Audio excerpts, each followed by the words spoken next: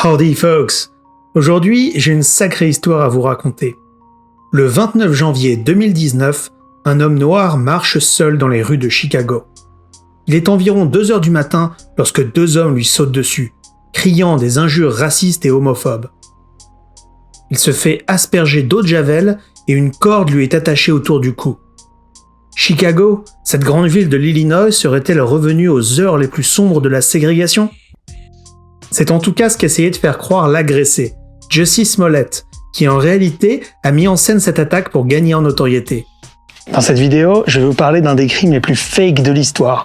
Parce que oui, spoiler alert, le 9 décembre 2021, Jussie Smollett a été reconnu coupable d'avoir complètement inventé son propre crime. Et vous allez voir qu'il fallait pas être Einstein pour s'en douter, il y avait quand même plein d'indices depuis le début. Ok, tu nous parles de Smollett, mais quand est-ce que tu vas nous parler de Kyle Rittenhouse ? Ouais, je sais, d'ailleurs, je prépare une vidéo là-dessus. Et puis il y a aussi le procès de Ghislaine Maxwell, vous savez, l'associé de Jeffrey Epstein. Là, il y a plein de trucs à dire, on va faire une vidéo là-dessus, vous inquiétez pas. Enfin, je veux dire, peut-être qu'on fera pas de vidéo finalement, parce que vous savez, il y a pas grand-chose à dire sur Jeffrey Epstein. Enfin, il s'est suicidé en prison, comme tout le monde le sait. Voilà, quoi.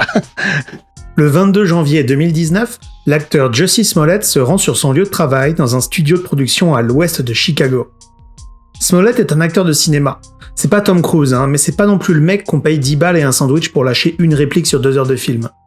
Bref, Jussie Smollett avait à l'époque un rôle notable dans la série Empire. Empire en bon français. C'est une comédie musicale qui tourne autour d'une légende du hip-hop fictive cherchant un digne successeur pour sa maison de disques. On s'en bat les couilles, on s'en bat les couilles, on s'en bat les couilles. Ouais, c'est clair, mais je pose le personnage là. Alors, revenons à l'histoire. Le 22 janvier 2019, Smollett reçoit une lettre sur son lieu de travail. À l'intérieur, on trouve écrit à l'encre rouge les lettres M-A-G-A, MAGA, Make America Great Again, le célèbre slogan de Donald Trump. On pouvait aussi lire « Tu vas mourir, sale noire », accompagné d'un dessin digne d'un gamin de 5 ans montrant un homme pendu avec un flingue sur la tempe. La lettre était également couverte d'une poudre blanche, identifiée plus tard par les autorités comme étant un comprimé de Doliprane écrasé. Bon, on va pas se mentir, cette histoire d'enveloppe passera complètement inaperçue. À part des « de surprise de l'équipe de production de Smollett, personne ne fronce les sourcils très longtemps. Et c'est sans doute ce qui motivera d'ailleurs Jussie Smollett à passer à l'étape 2. Une semaine après, le soir du 29 janvier, Chicago connaît des températures records vers le bas. Suffisamment basses pour geler la rivière qui traverse la ville, et à cause du vent, la météo annonce des températures ressenties autour de moins 40 degrés. Qu'à cela ne tienne, à 2h du matin, en pleine nuit de blizzard, Jussie Smollett se rend au Subway local pour aller se chercher un petit sandwich des familles. Normal. En retournant chez lui, Jussie se fait sauter dessus parce qu'il décrira comme 2 hommes blancs, lui criant des insultes racistes que l'on ne saura répéter sur cette chaîne. Les agresseurs lui jettent également une bouteille de produits chimiques et lui attachent une corde autour du cou. Tout cela ressemble tristement à la lettre de menace que Smollett a reçue 7 jours plus tôt. Après l'avoir frappé, ces agresseurs s'en vont, mais non sans crier « Tu es en territoire MAGA ». Oui, au centre de Chicago. Quand je zoome sur l'endroit de l'attaque, je vois que ça vote à Biden à 75%. Mais bon, territoire MAGA.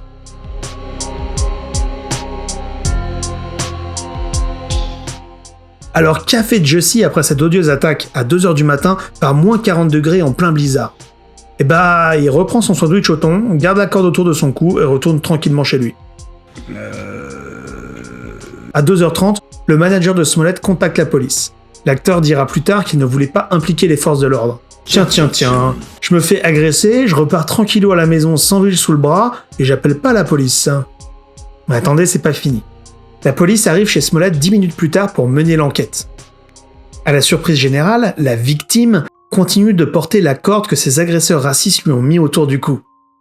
Enfin, moi je veux bien, Le gars se fait sauter dessus en pleine rue, on lui jette de l'eau de javel et on lui attache une corde autour du cou, il rentre à la maison, sandwich en poche, retire son gros manteau parce qu'il fait pas moins 40 à l'intérieur, mais il garde la corde autour du cou.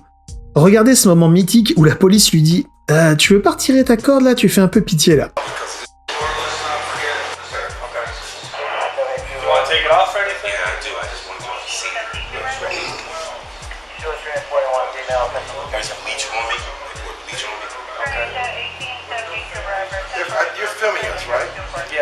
Tu filmes ça, Même le flic n'en revient pas.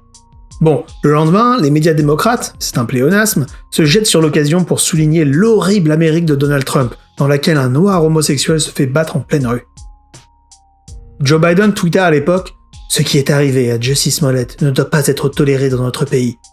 Nous devons nous lever et demander l'éradication de cette haine, cette homophobie et ce racisme qui n'a de place ni dans nos rues, ni dans nos cœurs. Nous sommes tous avec toi, Jussie. » Kamala Harris, quant à elle, a qualifié l'attaque de lynchage des temps modernes. Personne ne doit avoir peur pour sa vie en raison de sa sexualité ou de sa couleur de peau. Nous devons faire face à cette haine. Jussie, quant à lui, se balade sur les plateaux télé pour récolter des points de wokisme. Le voilà sur ABC. I just want young people, young members of the LGBTQ community, young black children to know how strong that they are, to know the power that they hold in their little pinky. And he's still processing the raw emotions. I want them to see that I fought back. And I want a little gay boy who might watch this to see that I fought back. And it does not take anything away from people that are not able to do that. But I fought back. They ran off. I didn't. So let's be clear about that. If you're gonna die, fight until you do. I respect too much the people who I am now one of those people who have been attacked in any way. Why do you think you were targeted? I can just assume, I come really, really hard against 45. I come really, really hard against his administration. Boum, nous y voilà. 45, 45, c'est Donald Trump, le 45e président américain. Ici, Jussie n'ose même pas prononcer son nom, comme si c'était Voldemort. Cette interview, c'est de l'or, surtout sachant ce qui s'est vraiment passé. Je vous mets en description ces 16 minutes de fake où Smollett se met en position de grosse victime pour essayer de gagner des points de sympathie. C'est ultra comique, sachant qu'il a tout mis en scène. Le 12 février, l'enquête continue. Jussie ne souhaite pas donner aux autorités son téléphone portable. Pour lui, c'est une atteinte à sa vie privée. Bon, soit. Il souhaite tout de même coopérer et donne à la police un relevé téléphonique. Manque de bol, le relevé téléphonique a été modifié. Vous allez comprendre pourquoi.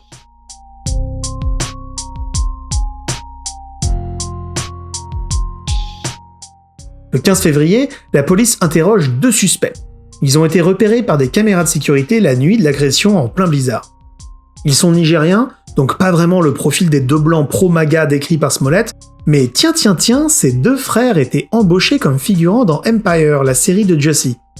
Commence à faire beaucoup de coïncidences pour une rue censée être vide par temps de blizzard.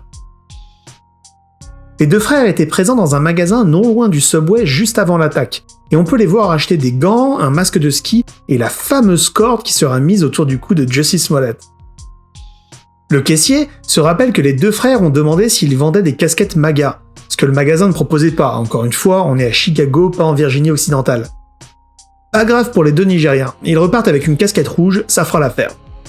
Une caméra de sécurité les repérera dans les parages de l'attaque peu après leur achat.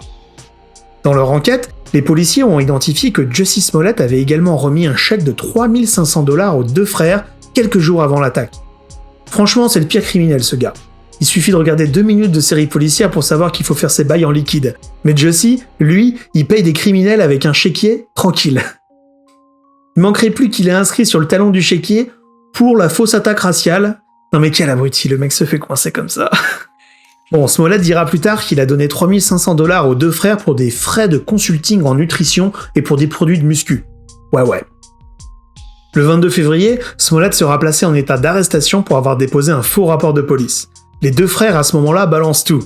Oui, pour $3500, c'est pas cher payé pour la fermer. Ils informent les autorités que Smollett a tout inventé, qu'il a eu l'idée de mettre en scène une attaque raciste afin de gagner de l'attention. Ils iront même jusqu'à fournir des détails très précis, comme quoi Jussie était déçue de mal avoir choisi le lieu de l'attaque, car elle n'a même pas été filmée par une caméra de sécurité, ce qui lui aurait donné encore plus de points de sympathie dans les médias. Le 14 mars 2019, l'acteur plaidera non coupable, mais attention, c'est pas fini. Chicago est le repère de toutes les magouilles, et le 26 mars, le juge qui s'occupe du dossier annule toutes les poursuites et ordonne la mise sous scellé du dossier Smollett. Le tribunal annonce qu'un deal a été signé et qu'en échange de 16 heures de travaux d'intérêt général, Jussie Smollett sort libre et sa caution de libération lui sera rendue. Même le barreau de l'Illinois annonce dans la foulée que cet acquittement est très singulier. Au même moment, le FBI enquête sur ce soudain abandon des poursuites. En août 2019, un procureur fédéral est placé en charge de l'enquête, et le 11 février 2020, inculpe officiellement Jussie Smollett pour avoir menti à la police. Fin 2021 a eu lieu le procès, pendant lequel a été révélé quelques détails juteux. Oui, littéralement. On a par exemple appris que Jussie avait répété l'attaque avec les deux frères quelques jours avant, histoire de pas se louper. On a également appris que Smollett avait une relation sexuelle avec un des deux Nigériens. Bon, ça n'a rien à voir dans l'histoire, mais je fais ce que je veux, c'est ma vidéo. Je vous avais dit que ça allait être juteux.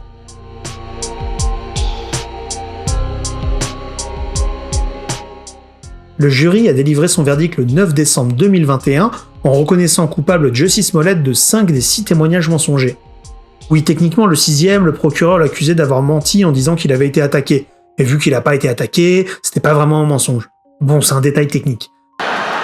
Because we understood that this nigga was clearly lying. Pour les 5 témoignages mensongers suivants, il a été reconnu coupable par les jurés et on attend toujours de savoir la peine qui sera décidée par le juge. Oui, vous savez, il y a toujours une fourchette à l'appréciation du juge, mais vu qu'on manque de jurisprudence sur les faux crimes raciaux dans l'Illinois, la peine à appliquer n'est pas très claire. En tout cas, sachez que je mettrai à jour la description de la vidéo dès qu'on aura l'info. Mais ne vous emballez pas, la loi prévoit une peine minimum de prison avec sursis, et c'est sans doute ce qui va être appliqué dans ce cas de ce crime sans victime. Mais en tout cas, Jussie Smollett n'est pas sorti d'affaire. La ville de Chicago a en effet annoncé l'attaquer aux civils pour pouvoir récupérer 130 000 $ des frais de police engagés dans l'enquête. Donc affaire à suivre. J'espère que vous avez apprécié cette vidéo de Only in the USA où on parle d'histoires qui ne semblent arriver qu'aux États-Unis. Retrouvez le lien en description vers les autres épisodes de la série. Laissez un like si vous avez apprécié la vidéo du mangeur de sandwich Subway, pire menteur de la planète. Inscrivez-vous si c'est pas déjà fait. Et bienvenue au nouveau, vous êtes sur The American Dream. God bless America.